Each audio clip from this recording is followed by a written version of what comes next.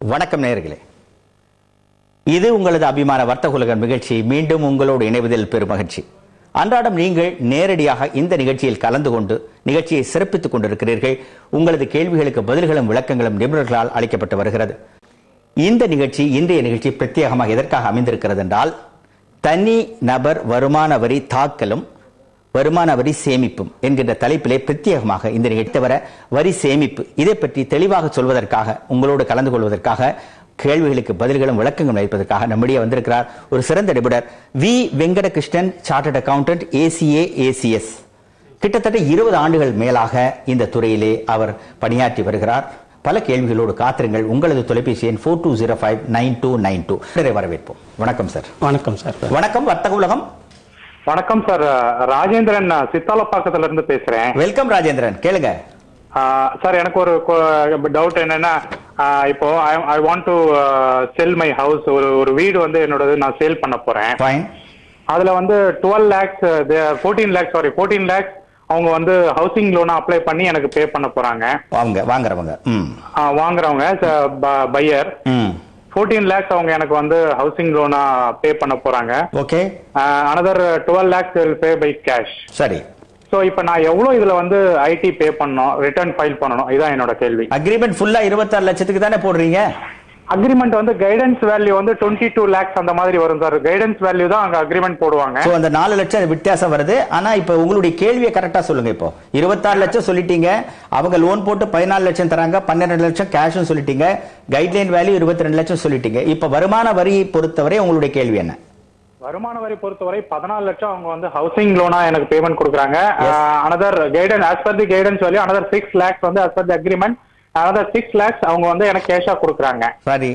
So நான் bank மூலமா நான் வந்து ஹவுசிங் லோன் அமௌண்ட் எனக்கு என்னோட நேமுக்கு டிரான்ஸ்ஃபர் பண்ணும்போது, டிரான்சாக்ஷன் நடக்கும்போது, சோ நான் எவ்வளவு ஐடி பே பண்ணணும், how much percentage I need to pay as IT and I need to file the return. சரி. ஆல்ரெடி நீங்க ஐடி ரிட்டர்ன் ஃபைல் பண்ணிட்டு இருக்கீங்களா? ஆமா சார், ரிட்டர்ன் ஃபைல் பண்ணிட்டு இருக்கேன். I am paying around 22,000 per year. சரி. எந்த டாக்ஸ் பிராக்கெட்ல இருக்கீங்க? நான் வந்து between 3.5 lakh to 6 lakhs பிராக்கெட்ல இருக்கேன் சார், ஸ்லாப்ல. அப்படியே லைன்ல இருங்க. வேற ஏதாவது கேட்கணுமா அவர்கிட்ட? அவர் வந்து வித்த அமௌண்ட் சொல்றாரு. இது வந்து கேபிட்டல் கெயின்ஸ்ங்கிற ஸ்கீம்ல வரும். கேபிட்டல் கெயின்ஸ் ஸ்கீம்ல வந்தானா முதல்ல அது வாங்கின பிரைஸ் என்னைக்கு வாங்கியிருக்கார், என்ன விலைக்கு வாங்கியிருக்கார், அது தெரிஞ்சாண்டா நம்ம வந்து அவருக்கு கேபிட்டல் கெயின்ஸ் எவ்வளோங்கிறது கண்டுபிடிக்கும். ராஜேந்திரன் லைன்ல இருக்கிறீங்களா? லைன்ல இருக்கேன் சார். இப்போ எவ்வளவுக்கு வாங்கினீங்க, எப்ப வாங்கினீங்க சார்? கேள்வி கேட்கிறார் பாருங்க. நான் ஒரு 2 yearsக்கு முன்னாடி வாங்கினேன். சரி. அதனோட அக்ரிமெண்ட்லயே போட்டிருக்கிற வேல்யூ வந்து 11.5 lakhs தான் நான் 2 years பேக் வாங்கினேன். ஓகே. சரி சார். இப்போ அவர் 2 years முன்னாடி வாங்கியிருக்கேங்கிறார். Long term capital gains and short term capital gains and capital கெயின்ஸ்ல 2 வகையா இருக்கும். லாங் டேர்ம் கேபிட்டல் கெயின்ஸ் நம்ம சொல்றது, ஒரு அசெட் வாங்கி 36 மாசம் ஆயிருந்தானா, 3 years ஆயிருந்தானா அது லாங் டேர்ம் கேபிட்டல் கெயின்ஸ். 36 மாசம் ஆகிறதுக்கு முன்னாடி அது வித்து இருந்தானா அதுல வர்ற லாபம் வந்து நம்ம ஷார்ட் டேர்ம் கேபிட்டல் கெயின்ஸ் சொல்லுவோம். இவர் வந்து 2 வருஷம் தான் ஆயிருக்கு அப்படின்னு சொல்றாரு மிஸ்டர் ராஜேந்திரன். அதனால இதுல வர்ற லாபம் வந்து ஷார்ட் டேர்ம் கேபிட்டல் கெயின்ஸா தான் வரும். அதனால இவருக்கு லாங் டேர்ம் கேபிட்டல் கெயின்ஸ்னா ரேட் வந்து 20% ஃபிளாட்டா எல்லாத்துக்கும் 20% டாக்ஸ் வரும். ஷார்ட் டேர்ம் கேபிட்டல் கெயின்ஸ்னா அதுல வர்ற லாபம் வந்து அவருடைய இதர இன்கம்ல அதை ஆட் பண்ணி அதுக்கு என்ன ஸ்லாப் ரேட் இருக்கோ அந்த ரேட்டு வரும் டாக்ஸ். சரி. இப்ப நீங்க நேராக வரி கட்டுறதை பத்தி சொல்லிட்டீங்க. இப்ப இந்த ஷார்ட் டேர்ம் கேபிட்டல் கெயின்ஸ் அவர், ஏன்னா இன்னைக்கு வந்து தனிநபர் வருமான வரியை பற்றி தான் பேச்சு இருந்தாலும் இது வந்து அவருடைய இன்கத்துக்கு வருது. அதனால அதையும் வச்சுக்கிட்டு தான் நம்ம பேசிட்டு இருக்கோம். முதல் கேள்வி என்றதுனால இப்போ இதை அவாய்ட் பண்றதுக்கோ அல்லது இதை போஸ்ட்போன் பண்றதுக்கோ இந்த வரியை சேமிப்பதற்கு அவர் என்ன செய்ய வேண்டும்? சரியான கேள்வி. அதாவது லாங் டேர்ம் கேபிட்டல் கெயின்ஸுக்கு தான் இதை சேமிப்பதற்கோசரம் பல ஸ்கீம் வச்சிருக்காங்க. ஒரு வீடு வித்துருந்தானா அதை இன்னொரு வீட்டில் நம்ம இன்வெஸ்ட் பண்ணலாம். அதில் வர்ற லாபத்தை இன்னொரு வீட்டில் இன்வெஸ்ட் பண்ணான்னா நமக்கு டேக்ஸ் வராது. ஆனால் ஷார்ட் டேர்ம் கேபிட்டல் கெயின்ஸாக இருந்தானா அந்த பெனிஃபிட் கிடையாது. அதில் என்ன லாபம் வருதோ அந்த லாபத்துக்கு உண்டான உரிய வரியை கட்டிட்டு தான் நம்ம அதை ஃபைல் பண்ணணுமே தவிர அதில் வந்து இன்னொரு வீட்டில் இன்வெஸ்ட் பண்ணுறது அந்த பெனிஃபிட் இதில் கிடையாது. அதுக்கோசரம் வீடு விற்கிறதா இருந்தானா 36 மாதம் அதை ஹோல்டு பண்ணிட்டு வித்தானா அந்த பெனிஃபிட் இருக்கு. ஒரு வீடை வித்துட்டு இன்னொரு வீட்டில் அதை இன்வெஸ்ட் பண்ணலாம். ஓகே, தெளிவாக சொல்லிட்டீங்க. அடுத்த நேர் காத்துட்டு இருக்கார் சார். வணக்கம் வர்த்தக உலகம். வணக்கம், பேசுங்க. நான் பாலசுப்ரமணியம் மும்பைல இருந்து பேசுறேன். வெல்கம் சார், பேசுங்க. வெங்கடகிருஷ்ணன் ஒரு கேள்வி கேட்க அவரு கேட்டுட்டு இருக்காரு சார். உங்க கேள்வி அவருக்கும் கேக்குது. என்னுடைய ஆன்சிஸ்ட்ரல் ப்ராப்பர்ட்டில இருந்து கொஞ்சம் இன்கம் வந்திருக்கு. சரிங்க. அதை எப்படி இன்வெஸ்ட் பண்ணா, எப்படி ரீஇன்வெஸ்ட் பண்ணணும், அதனால எப்படி வந்து அத இன்கம் டாக்ஸை குறைக்கலாம்? சரி, இப்போ இன்கம் வந்திருக்குன்னா சேல்ல வந்திருக்குதா, ரெண்டல் இன்கமா, எப்படிப்பட்ட வருமானம் வந்திருக்குது? அதாவது ancestral ப்ராப்பர்ட்டியை டிஸ்போஸ் பண்ணதுனால அது part of the share has come to me. Okay, டிஸ்போசல்ல வந்திருக்கு, விற்றதுனால உங்களுடைய பங்காக ஒரு இன்கம் வந்திருக்குது. அதை என்ன செய்யலான்றதா? நீங்க வந்து சீனியர் சிட்டிசனா பாலகிருஷ்ணன்? இல்ல, நான் வந்து அரௌண்ட் 50 இயர்ஸ். 50 இயர்ஸ். நீங்க ரிட்டர்ன்ஸ் எல்லாம் ஃபைல் பண்றீங்க, எல்லாம் பக்கவா இருக்கு. ஆமா, நான் வந்து ஒரு கவர்மெண்ட் எம்ப்ளாயி. ஓகே சார், நீங்க எதை கேட்க விரும்புறீங்க? ஓகே, நிகழ்ச்சி பாருங்க பாலகிருஷ்ணன். நன்றி. Okay, thank you. அதாவது ஆன்செஸ்ட்ரல் ப்ராப்பர்ட்டிலேருந்து வருமானம் வந்திருக்கு அப்படின்னு சொல்கிறார். அது எப்படி வந்ததுங்கிறது நமக்கு தெரியல. அதாவது கிஃப்ட் மாதிரி வந்திருக்கா, இல்லைன்னா த்ரூ வில் வந்திருக்கா அப்படிங்கிறது தெரியாது. அவருடைய வருமானமாக அது சேர்ந்து போயிடுது. அந்த வருமானத்தில் வந்து நம்ம நினச்சிக்கலாம் அது வந்து கேஷாக வந்திருக்கு அப்படின்ட்டு. அந்த கேஷாக வந்தது வந்து அவர் பேங்க்கில் டெபாசிட் பண்ணியிருந்தாங்கன்னா இந்த பேங்க்கில் வர்ற வட்டி வந்து அவருடைய இன்கம் டேக்ஸ் ரிட்டர்னில் அந்த வட்டியும் சேர்த்துக்கணும். சரி, அந்த வட்டி இன்வெஸ்ட் பண்றாரோ அதுல வர்ற இன்கத்தை, அதுல வர்ற இன்ட்ரெஸ்ட் இன்கம் அவரோட ஆனுவல் இன்கம் டாக்ஸ் ரிட்டர்ன்ல அதையும் சேர்த்துட்டு அதுக்கு உண்டான வட்டி வரியையும் கட்டணும். பட் அதை அவாய்ட் பண்றதுக்கு அல்லது போஸ்ட்போன் பண்றதுக்கு அல்லது சேமிப்பதற்கு என்ன செய்யலாம்? அவர் his share of sale of property of an ancestral property வந்திருக்குது. அதை இப்ப சேர்த்துக்கணும்னு சொல்லிட்டீங்க, இல்ல வர்ற வட்டியை சேர்த்துக்கணும்னு சொல்லிட்டீங்க. அது இதை வந்து எப்படி அவர் வந்து சேமிக்கலாம் இல்ல அவாய்ட் பண்ணலாம்? அவாய்ட்னு சொல்றதை விட இந்த வரியை குறைக்கலாம். எப்படி குறைக்கலாம்? பிளானிங் தான் பண்ண முடியும். எப்படி பிளான் பண்ண முடியும்? அவர் வந்து இப்போ ஃபிக்ஸட் டெபாசிட்ல போட்டிருந்தானா அதுக்கு வந்து வர்ற வட்டி நம்ம இன்கம் டாக்ஸ்ல நிச்சயமா அதுக்கு வட்டி வந்து டாக்ஸ் ஆகும். சேவிங்ஸ் பேங்க் அக்கௌண்ட்ல இருந்தானா 10,000 ரூபாய் வரைக்கும் டாக்ஸ் கிடையாது. இதை தவிர 1 லட்சம் ரூபாய் வரைக்கும் 80C அப்படிங்கிறதுல இன்வெஸ்ட் பண்ணலாம். அதுல வந்து பேங்க் பிக்சட் டெபாசிட் வந்து 1 வருடத்துக்கு டாக்ஸ் சேவிங் டெபாசிட்னு இப்போ எல்லா பேங்க்லையும் இருக்கிறது. அதில் டெபாசிட் பண்ணான்னா அவருடைய இன்கம்லேருந்து அந்த 1 லட்சம் ரூபாய் எவ்வளோ மேக்ஸிமம் 1 லட்சம் ரூபாய் டெபாசிட் பண்ணலாம். அந்த 1 லட்சம் ரூபாய் FTC டெபாசிட்ஸில் டெபாசிட் பண்ணான்னா அதுக்கு உண்டான இன்கம்லேருந்து அந்த 1 லட்சம் ரூபாயை கழித்து கொண்டு பேலன்ஸுக்கு டாக்ஸ் கட்டி தான் ஆகணும். பாலகிருஷ்ணன் எவ்வளவு தொகை வருது அவருடைய ஷேர் ஆஃப் இன்கம் சொல்லல. இருந்தாலும் பொதுவாக 3-4 பதில்கள் அவருக்கு தெளிவாக சொல்லிட்டீங்க. ஓகே, தொடர்ந்து பேசுவோம் நேர்களே. சிறிய இடைவெளிக்கு பிறகு பேசுவோம், இணைந்திருப்போம்.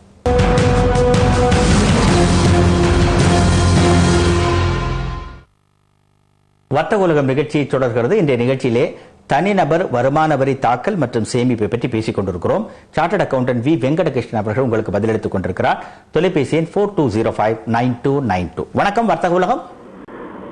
சார், நான் தாம்பரம்ல இருந்து ராம்நாராயண் பேசுறேன். வெல்கம், சொல்லுங்க சார். சார், இந்த ஷார்ட் எனக்கு 2 பாயிண்ட்ல கன்ஃபர்மேஷன் வேணும். கேளுங்க. I am retired senior citizen. Fine. எனக்கு வந்து அட்வான்ஸ் டாக்ஸ்னு ஒன்றும் பே பண்ண வேண்டிய நெசசிட்டி கிடையாது. சரி. I want this to be confirmed. Number 1. Number 2, பெனல்ட்டியும் நான் பே பண்ண வேண்டிய அவசியம் கிடையாது இந்த வருஷத்துல இருந்து. Okay. Number 3, I have to pay the income tax before 30th of June. சரி. இந்த 3 பாயிண்ட்டையும் கன்ஃபார்ம் பண்ணிடுங்க. Okay, advance tax, penalty, date வந்து 30th June கரெக்ட்டா? 30th June and ஃபைலிங் வந்து 31st July. Fine, excellent sir. நல்ல கேள்வி. ராமநாராயணன், டிவி பாத்துக்கிறேன். நன்றி. ஓகே, நன்றி. அவர் சீனியர் சிட்டிசன் அப்படின்னு சொன்னார். இந்த வருடம் இந்த நிதி ஆண்டு 12-13 சீனியர் சிட்டிசன், அதாவது 60 வயது நிரம்பியவர்கள் வந்து அட்வான்ஸ் டேக்ஸ் கட்ட வேண்டாம், அவங்களுக்கு அட்வான்ஸ் டேக்ஸ் லைபிலிட்டி கிடையாது என்று ஒரு புது ப்ரொவிஷன் இன்ட்ரடியூஸ் பண்ணியிருக்காங்க. ஆனால் அதில் ஒரே ஒரு பாயிண்ட் நம்ம நோட்டீஸ் பண்ணணும். அதாவது அவருக்கு பிஸ்னஸ் இன்கம், வியாபாரமாக வந்த வருமானம் அதில் இருக்கக்கூடாது. அது மாதிரி இருந்தானா சீனியர் சிட்டிசன்ஸ்க்கு அட்வான்ஸ் டேக்ஸ் கட்ட வேண்டாம். அதில் வந்து பிஸ்னஸ் இன்கம் இருந்தானா அவங்களுக்கும் மற்றவங்க மாதிரி அட்வான்ஸ் டேக்ஸ் கட்டுறதுக்கு ப்ரொவிஷன்ஸ் இருக்கு. பெனால்ட்டி கேட்டார். அடுத்து பெனால்ட்டி லேட் ஃபைலிங்க்கு தான் பெனால்ட்டி வரும். லேட் ஃபைலிங் பண்ணாதனால பெனால்ட்டி வராது. சரி, அந்த கால அவகாசம் அவர் சொன்ன கால அவகாசம் வந்து ஜூன் வரை இருக்குது. ஜூலைக்குள்ள அவர் தாக்கல் செய்யணும். சோ மூன்றும் கரெக்ட் தான் ராம்நாத். அவர் சொல்றது மூன்றும் கரெக்ட். அட்வான்ஸ் டாக்ஸ் வந்து சீனியர் சிட்டிசன்ஸ்க்கு மொத்தமாக கிடையாது என்று எடுத்துக்க கொள்ளாது. அவர்களுக்கு பிசினஸ் இன்கம் இல்லை என்றால் அவங்களுக்கு அட்வான்ஸ் டாக்ஸ் கிடையாது. வெறும் பென்ஷன் இன்கம், பேங்க் இன்ட்ரெஸ்ட் இது மாதிரி இருந்தானா அவங்களுக்கு அட்வான்ஸ் டாக்ஸ் கிடையாது. கேபிட்டல் கெயின்ஸோ பிசினஸ் இன்கமோ இருந்தானா அவங்களும் அட்வான்ஸ் டாக்ஸ் கால்குலேட். சில மூத்த குடிமக்கள் சீனியர் சிட்டிசன்ஸ் இவர மாதிரி நீங்க சொல்ற மாதிரி ஷேர் மார்க்கெட்ல ஆபரேட் பண்றாங்க, அதுல லாபங்கள் வருது, ஷார்ட் டர்ம் கேபிட்டல் கெயின்ஸ் வருது, அல்லது ஏதாவது சின்ன வியாபாரங்கள் வச்சிருக்காங்க, அந்த மாதிரி வர்றவங்களுக்கு அட்வான்ஸ் டாக்ஸ் மற்ற 3 இன்ஸ்டால்மெண்ட் கட்டணும். சிறப்பா சொன்னீங்க சார். அதான் அது. வணக்கம் வர்த்தக உலகம். Hello hello. எஸ் சார், சொல்லுங்க சார். நீங்க வந்து பிசினஸ் ஒன்னு ஆரம்பிச்சு பண்ணிருந்தேன் நடுவுல. சரியா? இப்ப வந்து 2 வருஷமா பிசினஸ் வந்து இதுவாயிடுச்சு.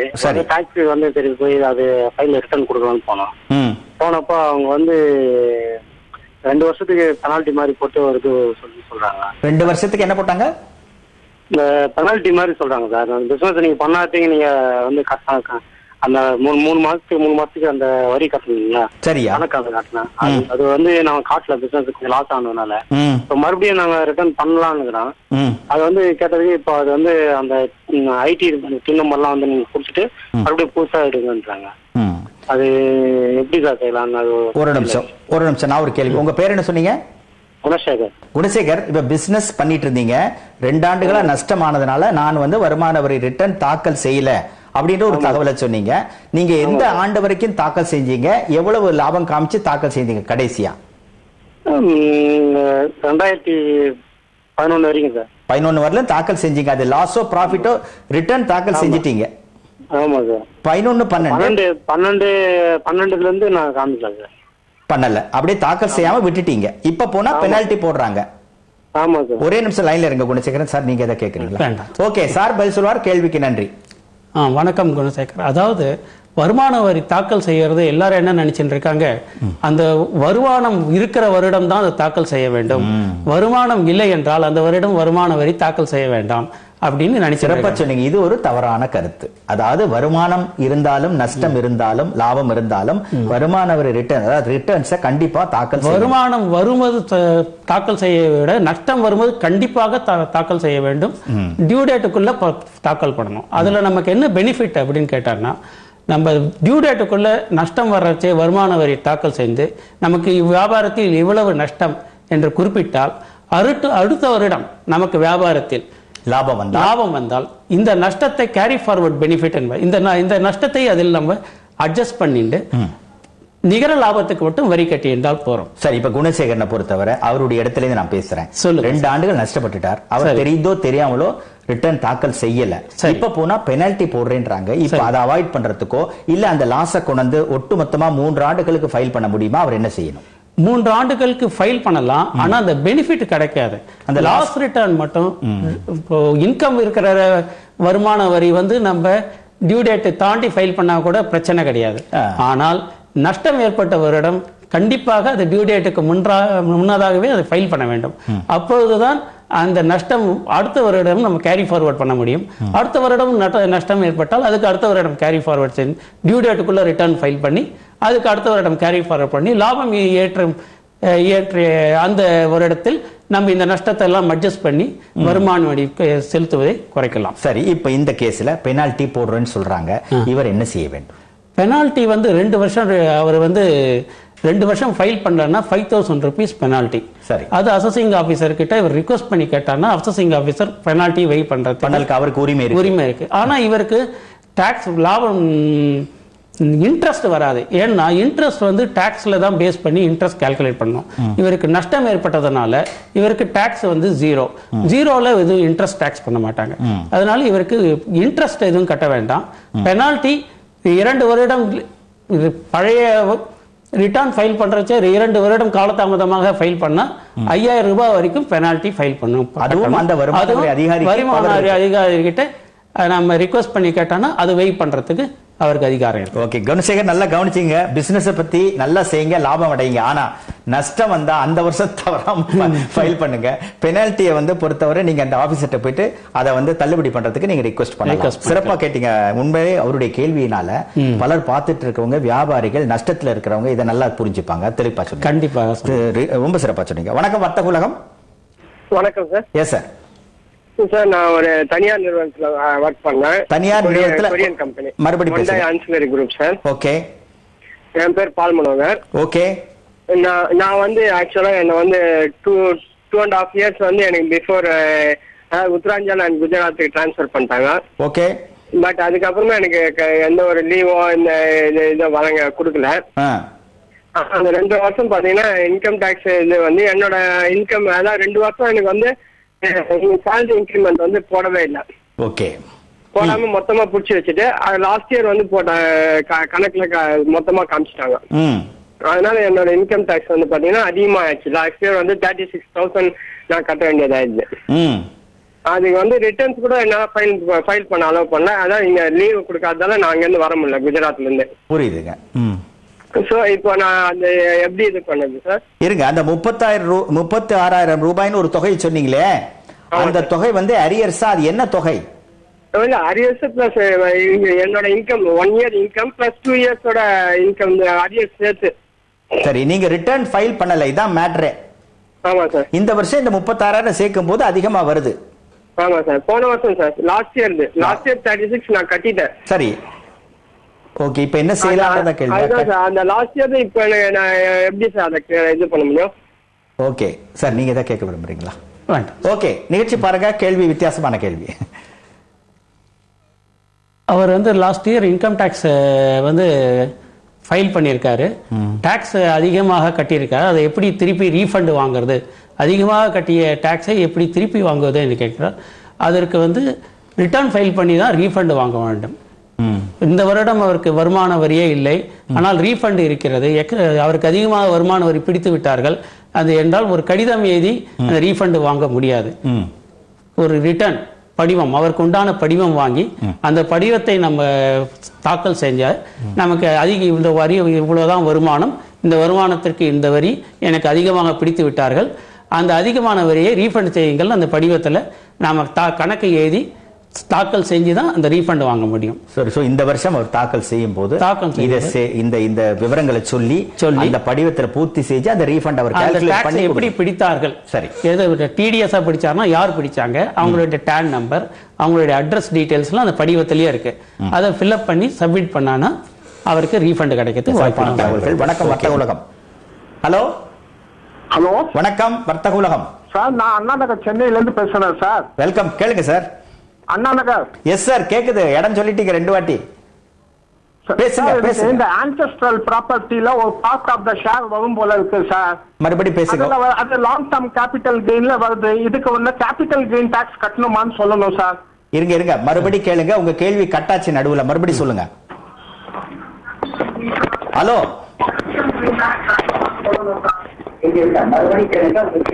ஹலோ, நீங்க வந்து உங்க தொலைக்காட்சி வால்யூமை ரொம்ப பெருசா போட்டு எங்களுடைய பேச்செல்லாம் கேட்டுட்டு நீங்களும் கேட்டுட்டு பேசுறீங்கன்னு நினைக்கிறேன். மறுபடியும் தொடர்பு கொள்ளுங்க, தொடர்ந்து பேசுவோம். சிறு இடைவெளி இருக்கு, அதுக்கு பிறகு நீங்க தொடர்பு கொள்ளுங்க. வணக்கம். வர்த்தக உலகம் நிகழ்ச்சி தொடர்கிறது. இன்றைய நிகழ்ச்சியில பிரத்யேகமாக தனிநபர் வருமான வரி தாக்கல் மற்றும் சேமிப்பை பற்றி பேசிக் கொண்டிருக்கிறோம். நிபுணர் திரு வி வெங்கடகிருஷ்ணன் அவர்கள். உங்களது தொலைபேசி எண் 42059292. சரி, இதுக்கு முன்னாடி பேசினாரு அண்ணா நகர்ல இருந்து. தெளிவா கேட்கல, இருந்தாலும் நீங்க ஓரளவுக்கு கேட்டது. ஒரு அண்ணா நகர்ல இருந்து ஒரு சீனியர் சிட்டிசன் பேசினார்னு நினைக்கிறேன். அது தெளிவா இல்ல நீங்க சொன்ன மாதிரி. அவர் வந்து ஆன்செஸ்ட்ரல் ப்ராப்பர்ட்டியில வருமானம் வருது, அதுக்கு டாக்ஸ் கட்டணுமா அப்படின்னு கேட்கிறார் அவர். ஆன்செஸ்ட்ரல் ப்ராப்பர்ட்டிங்கிறது எப்போ அவருக்கு வந்ததுங்கிறது முக்கியம். அதோட காஸ்ட்டை நம்ம அரைவ் பண்ணணும். ப்ராப்பர்ட்டி இது 1981க்கு முன்னாடி அவருக்கு வந்திருந்தான்னா 1981 1/4/1981 அன்னைக்கு அதோட வேல்யூ என்னன்னு தெரிஞ்சுட்டு அதுக்கு வந்து சிஐஐ காஸ்ட் ஆஃப் இண்டெக்ஸ்னு வச்சுருக்காங்க. அந்த இண்டெக்ஸை பார்த்துட்டு அது இன்னைக்கு என்ன விலைக்கு விற்றாரோ அந்த வித்த விலையிலேருந்து அந்த காஸ்ட் இன்ஃப்ளேஷன் இண்டெக்ஸை லெஸ் பண்ணி அதுக்கு வர்ற கேபிட்டல் கெயின்ஸுக்கு அவர் 20% வருமான வரி. இதுக்கு பேர் தான் இண்டெக்ஸேஷன் சொல்றாங்க இல்லைங்களா? Cost of inflation index. வருஷம் விலைவாசி உயர்றதுனால அந்த ப்ராப்பர்ட்டிக்கு அதோட ஃபேக்டரைசேஷன்ங்கனால இண்டெக்ஸ் கவர்மெண்ட் நிர்ணயிக்கிறாங்க. வருஷம் அதை டிக்ளேர் பண்றாங்க. என்னுடைய 4 கேள்வியில 2 கேள்வி பேசிட்டீங்க. 2 கேள்வி அந்த உச்சவரம்பு, அதாவது அந்த கால அளவு என்ன, அதை விட்டுட்டா எப்போ அதுக்கு ஃபைல் பண்றதுக்கு டைம். அப்படி இன்னொரு கேள்வி இருக்கு, அதுக்குள்ள நேர் வந்துட்டாங்க. வணக்கம் வர்த்தக உலகம். ஹலோ. வணக்கம் சார், என்னோட பேர் வீக்கன், மேடவாக்கத்துல இருந்து கால் பண்றேன். Yes sir, welcome. Hello sir. என்னோட கொஸ்டின் வந்து related to long term capital gain. ஆக்சுவலாக ஃபர்ஸ்ட் கால்ல பேசின மாதிரி சார், நான் வந்து இப்போ ஒரு ப்ராப்பர்ட்டி லேண்ட் வாங்கியிருந்தேன் இந்த மாதிரி 5 lakhsக்கு. அந்த ப்ராப்பர்ட்டி இப்போ நான் வந்து சேல் பண்ண போறேன். நெக்ஸ்ட் வீக் மேபி சேல் பண்ணிடுவேன். ஸோ இந்த மாதிரி 13 lakhsக்கு வந்து அதை நான் சேல் பண்றேன். ஸோ என்னோட கேள்வி வந்து என்னன்னா, ஆக்சுவலா வந்து எனக்கு ஆல்ரெடி ஹோம் லோன் இருக்கு, ஜுவல் லோன் இருக்கு. ஸோ அதுல வர கேபிட்டல் கெயினை வந்து நான் லோனுக்கு அடைக்கிறதுக்கு யூஸ் பண்ணலாமா? அப்படி சப்போஸ் இல்லை அப்படின்னு சொன்னா இந்த மாதிரி 20% வந்து நம்ம கேபிட்டல் கெயின்ல வந்து நம்ம ஃபிளாட் டாக்ஸ் கொடுக்கணும்னு சொல்லியிருந்தாங்க இல்லையா? So what are the other investment plans available, நான் யூஸ் பண்றேன். ஐயா, உங்கள்கிட்ட ஒரே ஒரு கேள்வி. 5 லட்சம் ரூபாய் ப்ராப்பர்ட்டியை 13 லட்சம் ரூபாய்க்கு விற்க போறீங்க, கரெக்டா? 8 லட்சம் ரூபாய் உங்க லாபம் வருது. எப்ப வாங்கினீங்க இந்த சொத்தை? இது வந்து 2008ல வாங்கியிருக்கேன். 2008ங்க. சரிங்க, 5 years ஆச்சு. சரிங்க. இந்த வருகின்ற லாபத்தை ஹவுசிங் லோனையும் ஜுவல் லோனையும் க்ளோஸ் பண்ணலாமா? கேபிட்டல் கெயின்ஸை எப்படி குறைக்கலான்றது, சேமிக்கலான்றது உங்களுடைய கேள்வி, கரெக்டா? Okay. Home loan jewel loan நான் க்ளோஸ் பண்ணி யூஸ் பண்ணிக்கலாமா? ரைட்டுங்க.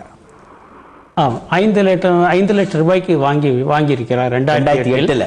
இப்போ 2013 அவர் விற்கிறார். ஸோ 2008க்கு வந்து என்ன, நம்ம காஸ்ட் இன்ஃப்ளேஷன் இண்டெக்ஸ் பார்த்துட்டு 2013க்கு காஸ்ட் இன்ஃப்ளேஷன் இண்டெக்ஸ் பார்த்து இந்த 5 லட்சம் ரூபாய் ப்ராப்பர்ட்டியை வந்து மல்டிப்ளை பண்ணால் 6 லட்சம் 7 லட்சம் ரூபாய் வரும். அவர் 13 லட்சம் ரூபாய்க்கு விற்கிறாருன்னு நினைக்கிறேன். அந்த 13 லட்சத்துல இந்த 7 லட்சம் குறைத்தால் அதுக்கு வர்றது கேபிட்டல் கெயின்ஸ் 20% இதுக்கு டாக்ஸ். இது வந்து அந்த வித்ததை வந்து அவர் ஜுவல் லோன் வாங்கியிருக்கார், வேற ஏதோ ஹவுசிங் லோன் வாங்கியிருக்கார். அதுல அடைத்தால் இதுக்கு பெனிஃபிட் கிடைக்குமா என்று கேட்டால், ஜுவல் லோன் ஹவுசிங் லோன் அடைப்பதற்கு இதுக்கு பெனிஃபிட் கிடையாது. இவர் இதை குறைக்க வேண்டும், இந்த வட்டியை அவாய்ட் பண்ண வேண்டும். அப்படி என்றால் இவர் வந்து கேபிட்டல் கெயின்ஸ் பாண்ட் என்று இருக்கிறது, அது வித்தது 6 மாசத்துக்குள்ள அந்த பாண்ட்ல இன்வெஸ்ட் பண்ணானா இவருக்கு டாக்ஸ் வராது. எனக்கு ஒரு சாதாரண மனிதனாக ஒரு சந்தேகம். ஹவுசிங் லோன் வந்து அந்த ப்ராப்பர்ட்டியான்றது நம்ம கேட்கல, அவருக்கு வீட்டு கடன் இருக்குது. பொதுவாகவே இந்த மாதிரி சொத்தை வாங்கி லாபத்துக்கு விற்கின்ற போது, லாபத்துக்கு தான் விற்கிறாங்க, ஏன்னா ரியல் எஸ்டேட் பிரைசஸ் எல்லாம் அதிகரிச்சிருச்சு, அளவுக்கு நிறைய அதிகரிச்சிருச்சு, ஆக லாபங்கள் தான் வருது. அதை வந்து இந்த மாதிரி வீட்டு கடனுக்கு செலுத்தினால் ஏன் வருமான வரி விலக்கோ இல்ல குறைப்போ செய்யக்கூடாது? அந்த ப்ரொவிஷன் ஏன் இல்லை? வீட்டு கடனுக்கு செலுத்துவதற்கு ப்ரொவிஷன் இருக்கு. என்ன ப்ரொவிஷன்? இந்த கேபிட்டல் கெயின்ஸ்ல கிடையாது. கேபிட்டல் கெயின்ஸ்ல கிடையாது. ஹவுஸ் ப்ராப்பர்ட்டியில அந்த கடன் வாங்கினதுக்கு என்ன நம்ம வட்டி கட்டுறோமோ அது நம்ம வருமானத்துல குறைச்சிக்கலாம். வருடம் அந்த வட்டியை குறைச்சிக்கலாம். அதை தவிர பிரின்சிபல் பேமெண்ட்டும் 1 லட்சம் ரூபாய் வரைக்கும் வருடம் குறைச்சிக்கலாம். பட் இந்த மாதிரி சொத்து லாபத்துக்கு வரும்போது அந்த லாபத்துல இருந்து இன்னொரு ஹவுசிங் லோன் இருக்குன்னு வச்சுக்கிடுவோம், அதை வந்து அதுல செலுத்தும் போது லோன் குறையுது அல்லது லோன் க்ளோஸ் ஆகுது. அந்த மாதிரி நேரத்தில் அவங்களுக்கு வருமான வரி சேமிப்பு கிடையாது. வருமான வரி சேமிப்பு கிடையாது. அவருக்கு லாபம் வருகிறது 20%, அதற்கு டாக்ஸ் கட்டணும். அல்லது பாண்ட்ஸ் நீங்க சொன்ன மாதிரி 6 மாதத்துக்குள்ள 6 மாதங்கள் பாண்ட் வாங்கி. சரி, வணக்கம் வர்த்தக உலகம். ஹலோ. எஸ், நான் உமானு போரூர் ஏரியால இருந்து பேசுறேன். பேசுங்க மேடம். நான் வந்து ஒரு எம்ப்ளாயியா இருந்தேன் பப்ளிக் செக்டர் யூனிட்ல. 2011 ஐ ரிசைன்ட். அது வரைக்கும் நான் ஃபார்ம் 16 படி கட்டிட்டு இருந்தேன் டாக்ஸ் எல்லாம். பட் வந்து லாஸ்ட் அந்த இயரும் கட்டிட்டேன். எந்த இயர் நான் ரிசைன் ஆன அந்த அசஸ்மெண்ட் இயர்லயும் கட்டிட்டேன். பட் ஒரு இயர் பிரேக் ஆயிருக்கு. That I have not file my return. So எனக்கு பெனால்டி வருமா இப்ப ஃபியூச்சர்ல நான் கட்டினேன்னா? பேசுங்க. ஹலோ, பேசுங்க மேடம். இப்ப வந்து ஒரு எல்ஐசி ஏஜென்சி எடுத்துட்டு இருக்கேன். சோ அதோட இன்கம் காட்டணும் இல்லையா? அதற்காக நான் இப்ப ரிட்டர்ன் ஃபைல் பண்ணுவேன் இயர்ல இருந்து. சோ எனக்கு ஏதாவது பெனால்டி வருமான்னு சார் சொல்லணும். ஓகே, உங்ககிட்ட ஒரே ஒரு சின்ன கிளாரிபிகேஷன். பப்ளிக் செக்டர் அண்டர்டேக்கிங்ல ஒர்க் பண்ணி 2007ல ரிசைன் பண்ணிட்டீங்க. 2011 ஆக 2011 அசஸ்மெண்ட் இயர் 12-13 2011-12 கட்டியிருக்கேன். 11-12 கட்டிட்டீங்க. அசஸ்மெண்ட் இயர் சாரி 10-11 எந்த இயர்ல நான் இது பண்ணேனோ அந்த இயர்ல கட்டிட்டேன். சரிங்க. அந்த இயர்ல எனக்கு ஃபார்ம் 16 வந்துடுது. சரி, சோ அடுத்த வருடம் இயர் ஐ டிடன்ட் கெட். ஒரு year I missed. 1 year only I missed. சரி, இப்ப வந்து எல்ஐசி ஏஜென்ட்டா வந்ததுனால அதுல சில வருமானங்கள் வருது, ரிட்டர்ன் ஃபைல் பண்ணணும். இப்ப பெனல்டி ஏதாவது வருமானன்றதா உங்களுடைய கேள்வி. ரிட்டர்ன் ஃபைல் பண்ணாததுனால ஒரு ஆண்டுக்கு. ஆமா, கரெக்ட் கேள்வி, நல்ல கேள்வி மேடம், நன்றி. அவங்களுக்கு பெனால்டி எதுவும் வராது. நமக்கு இன்கம் டாக்ஸ்ல ப்ரொவிஷன் எப்படி இருக்குன்னா, ஆண்டு தாக்கல் செய்யறது வந்து 2 வருடம் டைம் இருக்கு. இப்போது 31 ஜூலை 2013 முடிகிறது நாளையுடன். அதுக்கு 31 ஜூலை 2013 தான் கடைசி தேதி. இந்த கடைசி தேதியை விட்டவர்கள் திரும்பி ஃபைல் பண்ணலாம். அது பேர் பிலேட்டட் ரிட்டர்ன் பேர். இன்னொரு மறுபடி கிளாரிஃபை பண்ணிடுங்க. அதாவது இந்த அம்மா சொல்றது வந்து 2011-12 நிதியாண்டு. அதுக்கு அசஸ்மெண்ட் இயர் 12-13. அதுக்கு இந்த 31-12 வந்து ஃபைல் பண்ணிட்டேன். 10-11 ரிட்டையர் ஆன வருஷம் ஃபைல் பண்ணிட்டேன்னு சொன்னாங்க. நடுவுல 11-12 வருடம் பண்ணல. இந்த 11-12 வந்து ஒரு 31/7/2012 அன்னைக்கு பண்ணிருக்கணும். ஆமாங்க. அப்போ அவர் பண்ணல, மிஸ் பண்ணிட்டார். இப்பவும் பண்ணலாம். 2 வருஷம் மிஸ் பண்ண டயத்துல இருந்து ஜூலை 31 இந்த ஆண்டு வரலும் அவங்க செய்யலாம். ஜூலை 31 இல்ல, 31 மார்ச் 2014 வரைக்கும் செய்யலாம். 31/3/2012 வரைக்கும் இருக்கிற கணக்கை 31/3/2014 வரைக்கும் ஃபைல் பண்ணலாம். அது பேர் பிலேட்டட் ரிட்டர்ன் பேரு. அது வந்து 31/3/2014 வரைக்கும் விட்டு போன வருஷம் பண்ணலாம். அதுக்கு பெனால்டி வராது. ரிட்டர்ன் ஃபைல் பண்ணதுக்கு வராது. சரி, இந்த வருஷம் வந்து அவங்களுக்கு இன்கம் வருதுன்னு சொல்றாங்க. எல்ஐசி ஏஜென்ட் அதை பொறுத்தவரை அதுக்கு வந்து அவர் ஏஜென்ட், எல்ஐசி ஏஜென்ட்னா படிவம் ITR 4. இவ்வளவு நாள் அவர் salary public sector salary income வந்திருக்கு. அதனால அவர் ITR 1 பண்ணியிருப்பாங்க. இப்போ ITR 4ல ஃபைல் பண்ணாங்க. ஸோ அதை பத்தி கவலைப்பட வேண்டாம். நல்ல கேள்வி, உமாவுடைய கேள்வி. வணக்கம் வர்த்தக உலகம். Good morning. Yes sir. என்னோட பேர் முகுந்தன். Yes sir. நான் சென்னையில இருந்து கால் பண்றேன். கேளுங்க முகுந்தன். எனக்கு ஒரு சின்ன கிளாரிபிகேஷன். ஆக்சுவலி 2009 வரைக்கும் நான் ஒரு பிரைவேட் ஆர்கனைசேஷன்ல ஒர்க் பண்ணிக்கிட்டு இருந்தேன். சரி. 2009 டில் ஆகஸ்ட். ஓகே. ஆகஸ்ட் எண்ட்ல I join in central government. சரி. ஒரு கெஸ்டட் ஆபீசரா ஜாயின் பண்ணிட்டேன். குட். சோ நான் தென் அந்த 2009-10க்கு வந்து I file my IT returns. அது வந்து I covered from August to March வரைக்கும் தான் நான் கவர் பண்ணேன். பப்ளிக் செக்டாருக்கு வந்தது. பப்ளிக் செக்டார்ல ஏர்லியர் அந்த ஏப்ரல் டு ஆகஸ்ட் ஆஃப் 2009 நான் பிரைவேட் ஆஃபீஸர் இருக்கிறப்போ அது வந்து நான் ஃபைல் பண்ணாம விட்டுட்டேன். கவர் பண்ணல அந்த பர்టిక్యులர் பீரியட். அந்த இன்கம் எடுத்துக்கிடல ரிட்டர்ன்ல. எஸ். இப்போ என்னன்னா அந்த பீரியடை விட்டதனால கேளுங்க, கட் ஆகுதே. ஹலோ ஹலோ முகுந்தன், ஏதோ கேட்க வந்தா லைன் டிராப் ஆயிடுச்சு நினைக்கிறேன். முகுந்தன் லைன்ல இருக்கிறீங்களா? கால் டிராப் ஆயிடுச்சு, பேசிட்டே இருந்தாரு, கட் ஆயிடுச்சு. பட் அவர் என்ன சொல்ல வந்தார்ன்றது ஓரளவுக்கு யூகிக்க முடியுது. அதாவது அந்த ஏப்ரல், மே, ஜூன், ஜூலை, ஆகஸ்ட் வருடமான 5 மாத தனி பிரைவேட்ல இருந்த வருமானத்தை அந்த ஆண்டுக்கான படிவத்துல அவங்க வந்து சேர்த்துக்கிடல. ஆகஸ்ட், செப்டம்பர், அக்டோபர், அதாவது செப்டம்பர், அக்டோபர், நவம்பர், டிசம்பர், ஜனவரி, பிப்ரவரி, மார்ச் 7 மாதம் தான் சேர்த்துட்டு இருக்கேன். இப்ப என்ன செய்யலாம்னு கேட்கிறாரு. ஆனா அந்த ரிட்டர்ன் ஃபைல் பண்றச்சே ஏதாவது தவறு ஏற்பட்டா அதுக்கு ஒரு ப்ரொவிஷன் இருக்கு.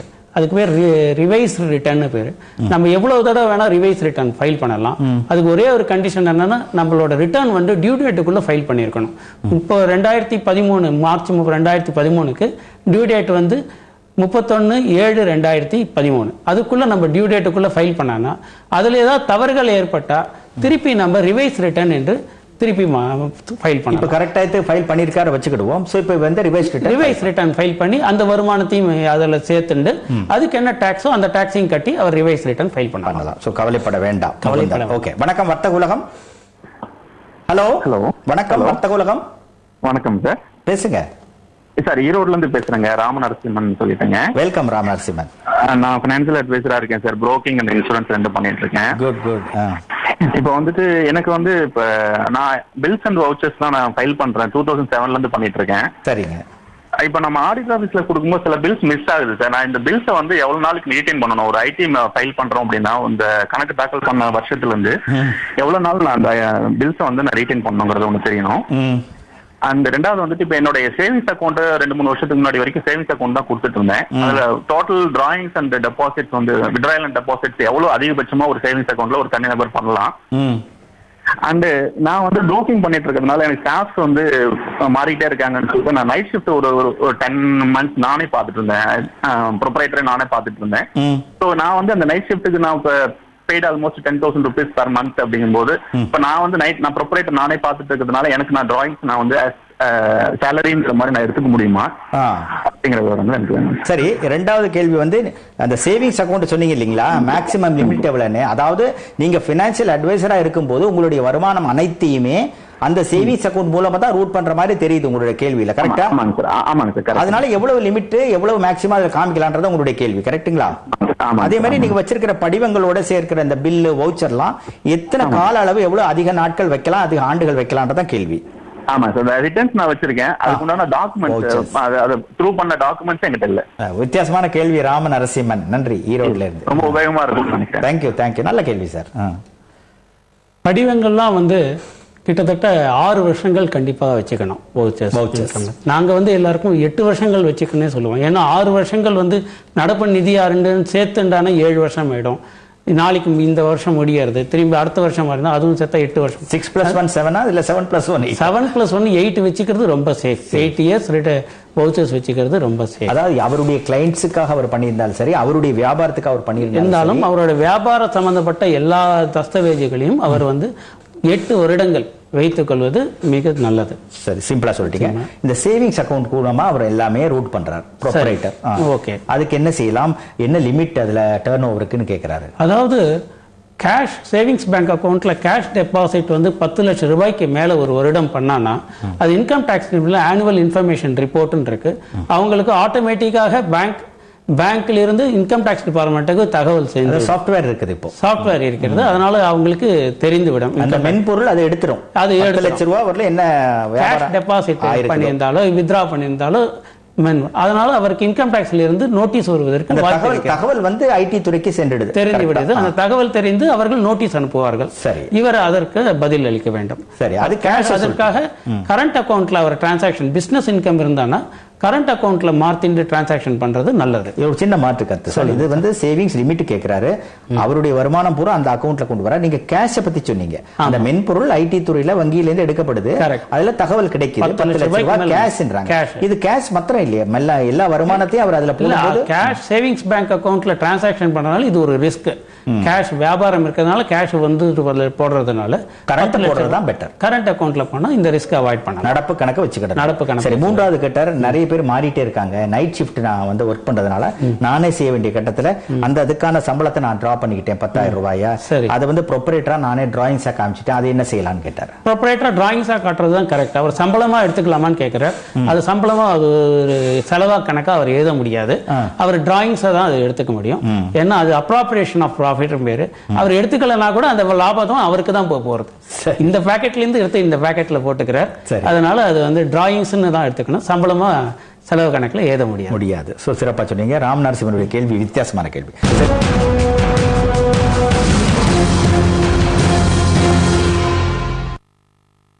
வர்த்தக உலகம் நிகழ்ச்சி தொடர்கிறது. தனிநபர் வருமான வரி தாக்கல் மற்றும் சேமிப்பை பற்றி திரு வெங்கடகிருஷ்ணன் அவர்கள் பதிலளித்துக் கொண்டிருக்கிறார். தொலைபேசி எண் 42059292. வணக்கம், வர்த்தக உலகம். சார், பேசுறேன், சிறிதர் பேரு. சொல்லுங்க.